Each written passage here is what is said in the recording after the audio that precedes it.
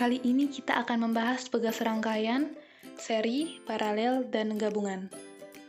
Yang pertama kita akan membahas pegas pada rangkaian seri.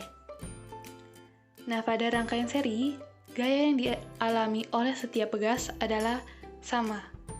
Namun, setiap pegas akan mengalami pertambahan panjang menjadi 2 kali panjang semula, di mana pertambahan panjang total pegas adalah jumlah dari pertambahan panjang masing-masing pegas. Gaya pegas pertama akan menarik pegas pertama. Setelah pegas pertama bertambah panjang sebesar S, X, selanjutnya pegas pertama akan meneruskan ke pegas kedua dengan menggunakan hukum Hooke. Maka, konstanta pengganti untuk susunan pegas seri adalah 1/Ks sama dengan 1/K1 tambah 1/K2 tambah 1/K3 dan seterusnya. Untuk memahami lebih dalam, kita masuk ke contoh soal pegas pada rangkaian seri. Di sebelah soal terdapat sebuah gambar yang menunjukkan 3 buah pegas dengan konstantanya masing-masing. K1 sama dengan 25 Newton per meter, K2 sama dengan 25 Newton per meter, dan K3 sama dengan 10 Newton per meter. Jika ketiga pegas tersebut dirangkai secara seri dan diberi beban dengan massa 30 kg, maka tentukanlah A. Konstanta penggantinya, dan B. Pertambahan panjang pada sistem pegas tersebut. Nah, kita di sini sudah mengetahui K1 sama dengan 25 Newton per meter, K2 sama dengan 25 Newton per meter, K3 sama dengan 10 Newton per meter, dan massanya 30 kg. Yang ditanyakan adalah Ks dan delta X sistemnya. Kita masuk ke dalam penyelesaian. Yang kita akan bahas pertama adalah konstanta pegas penggantinya. Kita masukkan rumus 1/Ks sama dengan 1/K1 tambah 1/K2 tambah 1/K3. Lalu kita masukkan angka yang telah diketahui. Kita ganti K1 menjadi 25, K2 menjadi 25, dan K3 menjadi 10. Setelah itu, kita samakan penyebut, dan hasilnya menjadi 50. Kita bagi 50 dengan 25, yang hasilnya menjadi 2, dan kita kalikan dengan 1, yang hasilnya menjadi 2. Setelah itu, kita bagi 50 dengan 10, yang hasilnya menjadi 5, dan kita kalikan dengan 1, dan hasilnya menjadi 5. Setelah itu, kita jumlahkan semuanya, 2 tambah 2 tambah 5 menjadi 9/50. Dan karena ini masih 1/Ks, maka kita balik menjadi 50/9 Newton per meter. Nah, terus kita masuk ke B, pertambahan panjang pada sistem pegas tersebut. Terdapat F sistem sama dengan W sama dengan M kali G. Jadi kita gunakan persamaan F sama dengan W, di mana W sama dengan M kali G, lalu kita substitusikan nilai M dan G, sehingga diperoleh F sama dengan 30 kali 10 sama dengan 300 Newton. Kita beralih ke sebelah, terdapat rumus F system sama dengan Ks kali delta X. Delta X sama dengan F system sama per Ks. Lalu kita gantikan dengan dengan angka yang telah kita kalikan tadi, 300 per 50 per 9. Lalu kita bagikan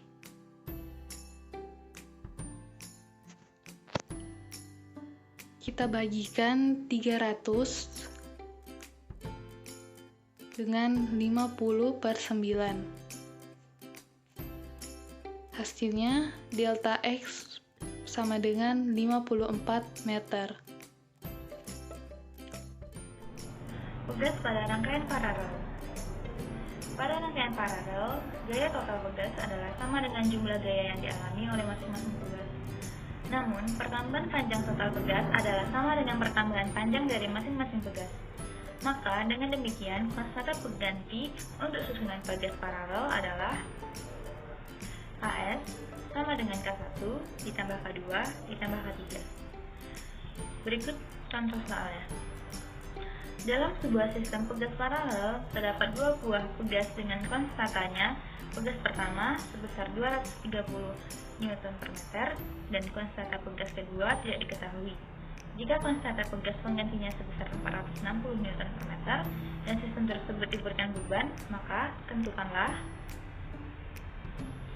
A. Konstanta pegas kedua. B. Massa benda jika perpanjangan sistem bertambah 5 cm.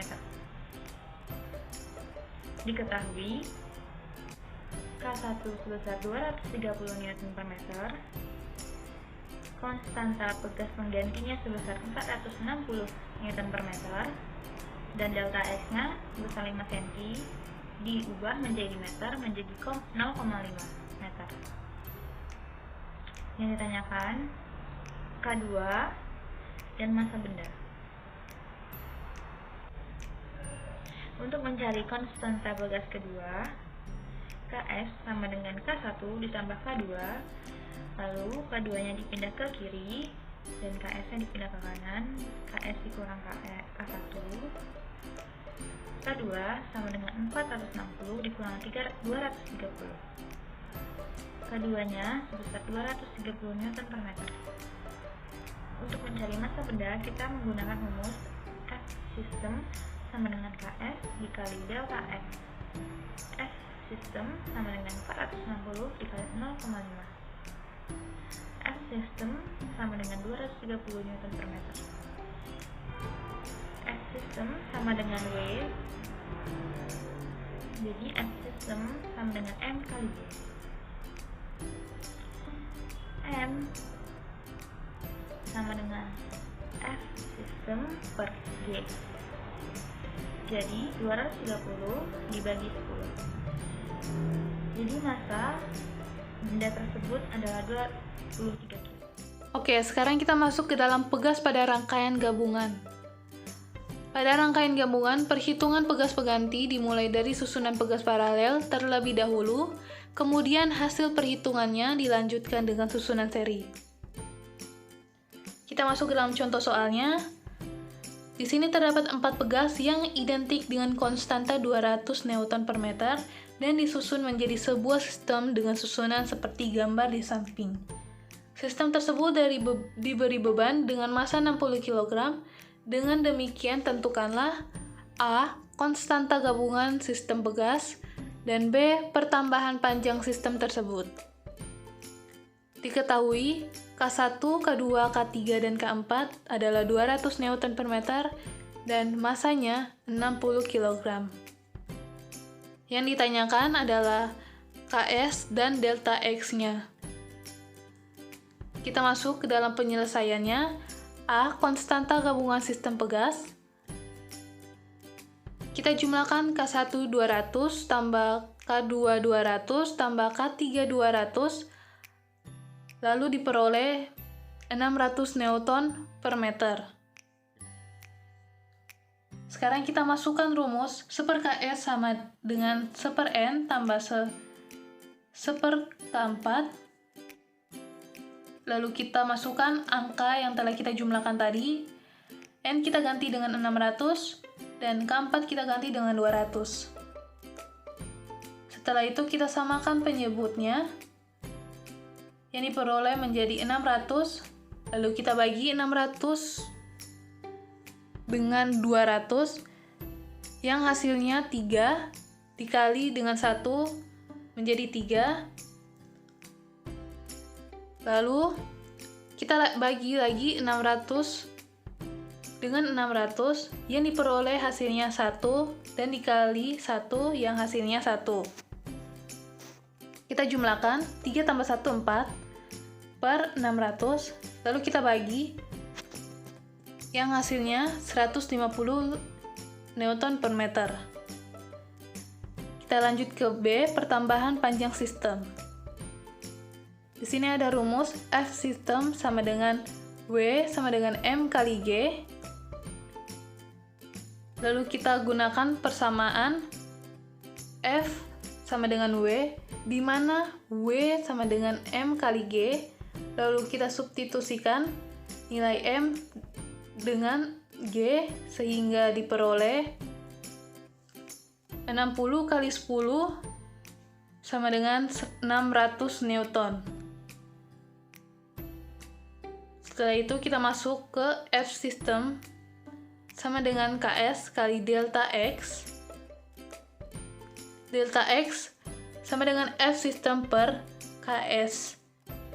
Kita masukkan angka yang telah kita hitung. 600 per 150 kita bagi dan hasilnya adalah 4. Jadi kali ini kita akan bahas tentang usaha pada pegas yang bekerja di bidang licin dan kasar. Konsep usaha adalah gaya yang bekerja pada benda dan mengakibatkan benda tersebut berpindah dari posisi awal ke posisi akhir. Jarak perpindahan bisa kita gantikan dengan perubahan posisi atau panjang, sehingga rumus dapat diganti menjadi seperti berikut. W sama dengan F kali S berubah menjadi W sama dengan F kali delta X. Konsep usaha pada pegas memiliki rumus yang berbeda dengan rumus usaha pada umumnya. Pada dasarnya, rumus yang digunakan sama saja, tetapi karena beberapa variabel yang ada pada usaha memiliki karakteristik yang berbeda pada pegas, maka rumus usaha pada pegas diubah variabelnya, sehingga perhitungan usaha pada pegas dapat dihitung dengan lancar. Berdasarkan hukum Hooke, kita mendapatkan rumus F sama dengan K kali delta X, dengan K sebagai konstanta pegas, dan juga kita dapatkan grafik berikut sebagai hubungan antara gaya dan perubahan posisi atau panjang. Apabila benda dipengaruhi oleh gaya bernilai konstan, maka dapat penggambaran grafik usaha selalu digambarkan sebagai daerah yang dihasilkan oleh garis. Lebih tepatnya, daerah yang berbentuk di bawah garis. Pada grafik di samping, grafik menciptakan daerah berbentuk segitiga dengan tinggi adalah F dan alasnya adalah delta X, sehingga usaha pada pegas dapat ditulis L sama dengan setengah kali A kali T, W sama dengan setengah kali F kali delta X. Maka jika rumus Hooke disubstitusikan atau dimasukkan pada rumus usaha, akan menjadi W sama dengan setengah kali F kali delta X, W sama dengan setengah kali K kali delta X kali delta X, W sama dengan setengah kali K kali delta X kuadrat. Di mana seperti yang kita tahu, setengah kali K kali delta X kuadrat merupakan rumus dari energi potensial pegas atau EPP, sehingga rumus usaha pada pegas dapat dituliskan W sama dengan EPP. Oke, kita langsung saja masuk pada soalnya. Soal pertama adalah usaha pada pegas di bidang licin. Seperti pada gambar di atas, sebuah balok bermassa 5 kg menumbuk suatu pegas pada bidang licin, otomatis dia ada gaya gesek ya, sehingga menumpuk pegas sejauh 5 meter. Apabila konstanta pegas tersebut adalah 20 Newton per meter, maka tentukanlah kecepatan balok saat ingin menumbuk pegas tersebut. Kita tulis dulu yang diketahui. Yang pertama adalah massanya 5 kg, kemudian ada perubahan panjangnya 5 meter, dan konstanta 20 Newton per meter. Dan yang ditanyakan adalah kecepatan. Kita lihat dulu sini ada dua keadaan. Keadaan pertama adalah saat balok ingin menekan pegas, jadi pegas belum mendapatkan usaha apapun. Lalu keadaan kedua adalah saat balok menekan pegas, jadi pegasnya mulai berubah panjangnya. Seperti yang tadi saya bilang, di keadaan pertama, pegas belum menerima ataupun memberikan usaha apapun. Sehingga usaha pada pegasnya itu 0. Seperti yang kita sudah ketahui sebelumnya bahwa usaha pada pegas itu diasumsikan sebagai energi potensial. Jadi, energi potensial pada keadaan pertama itu 0. Lalu, usaha yang bekerja pada balok itu, kita lihat di sini ada kecepatannya. Secara otomatis, usaha yang bekerja pada balok ini adalah energi kinetik. Sehingga dapat disimpulkan bahwa pada keadaan pertama, energi potensialnya 0 dan energi kinetiknya ada. Lalu pada gambar kedua, di sini balok sudah menekan pegas sehingga baloknya sudah berhenti bergerak. Secara otomatis kecepatannya akan menjadi 0. Jadinya energi kinetik yang bekerja pada balok 0. Jadi dapat disimpulkan bahwa pada keadaan kedua ini energi kinetiknya 0.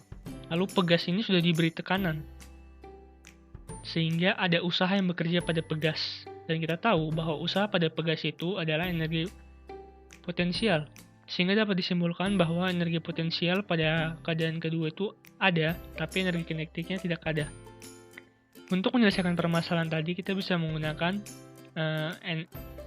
hukum kekekalan energi, yaitu energi mekanik pada keadaan satu sama dengan energi mekanik keadaan kedua. Kita masukkan rumusnya seperti ini. Energi kinetik dan energi potensial sama dengan energi kinetik dan energi potensial.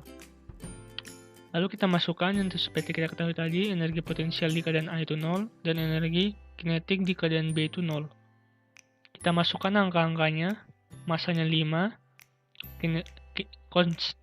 konstantanya 20 dan perpanjangannya 5. Ini dipangkatkan 2, ini dikali setengah, 5 dikali setengah.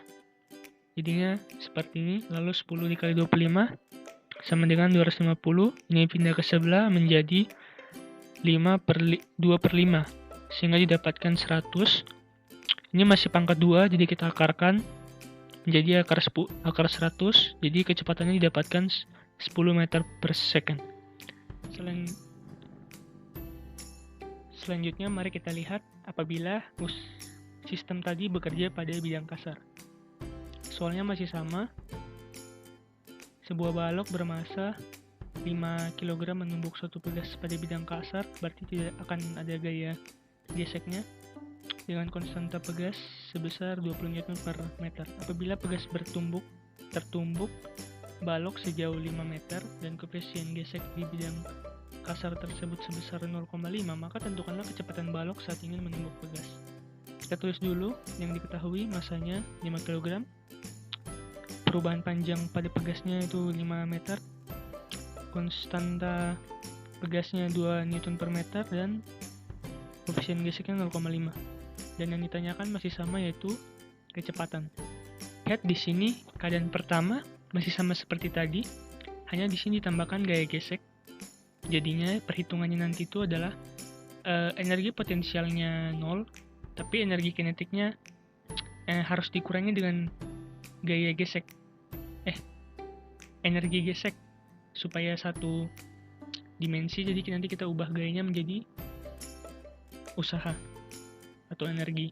Lalu di keadaan kedua tidak terjadi apa-apa, gaya geseknya tidak bekerja pada balok karena baloknya sudah berhenti.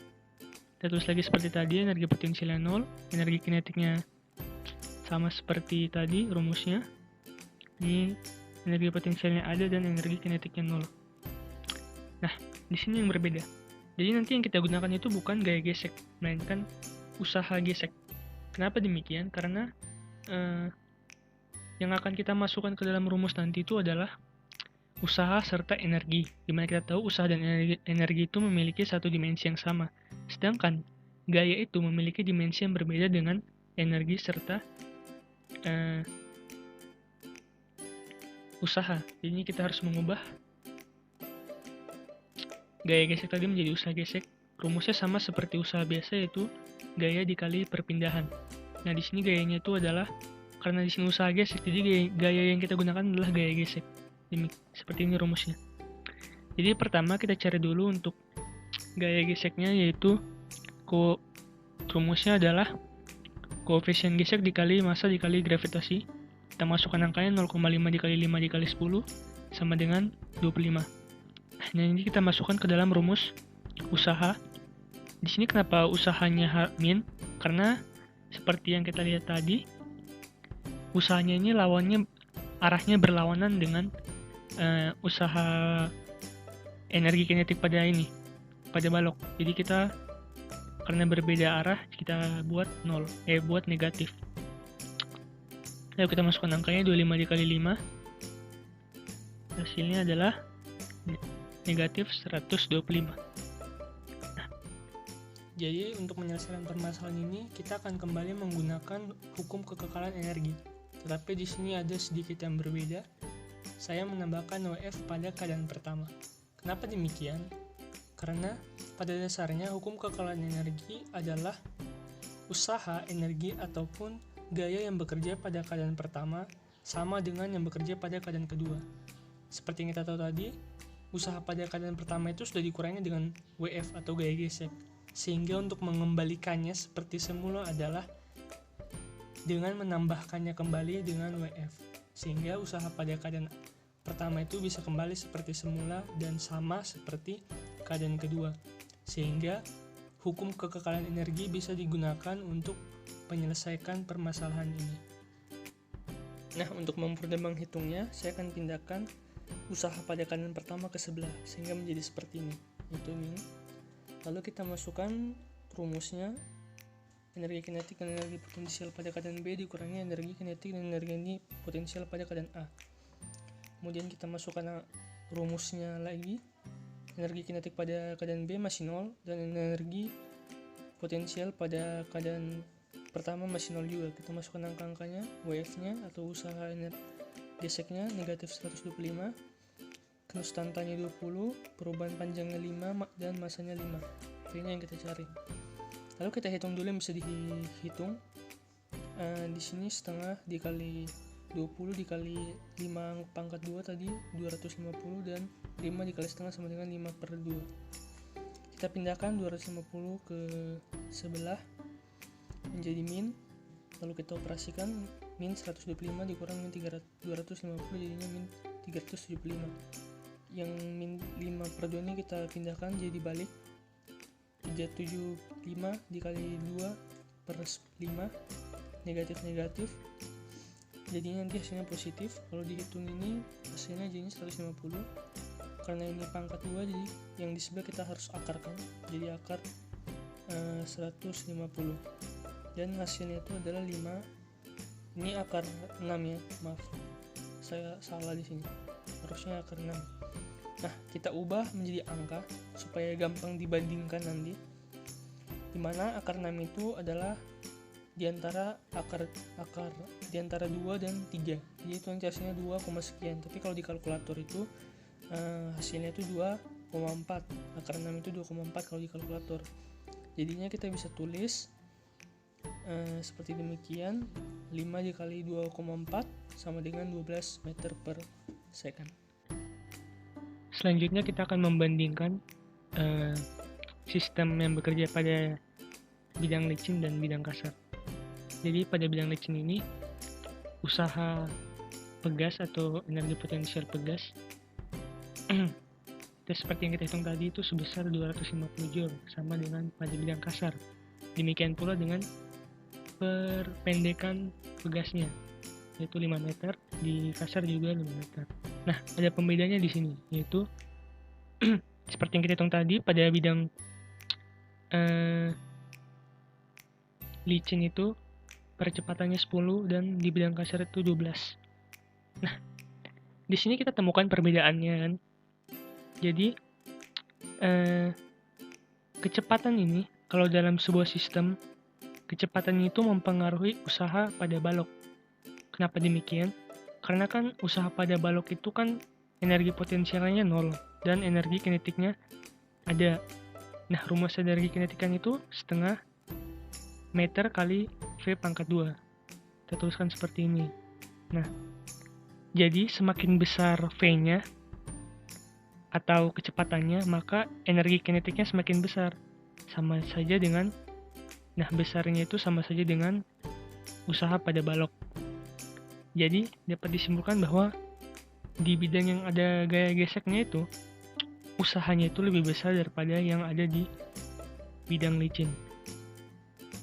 Nah, jika V lebih besar, maka usaha pada balok juga lebih besar. Jadi dapat dituliskan secara matematik bahwa usaha balok pada bidang licin atau A itu lebih kecil daripada usaha balok pada bidang kasar. Nah, kesimpulannya itu adalah dibutuhkan usaha yang lebih besar untuk menekan pegas pada bidang kasar daripada bidang licin, sehingga bisa menghasilkan perubahan panjang yang sama pada pegas. Ditambahkan lagi di sini itu harusnya pada rentan waktu yang sama. Jadi untuk menghasilkan perubahan panjang yang sama pada pegas dalam rentan waktu yang sama, itu usaha pada bidang kasar itu harus lebih besar daripada usaha di bidang licin. Sekian penjelasan dari kami. Terima kasih.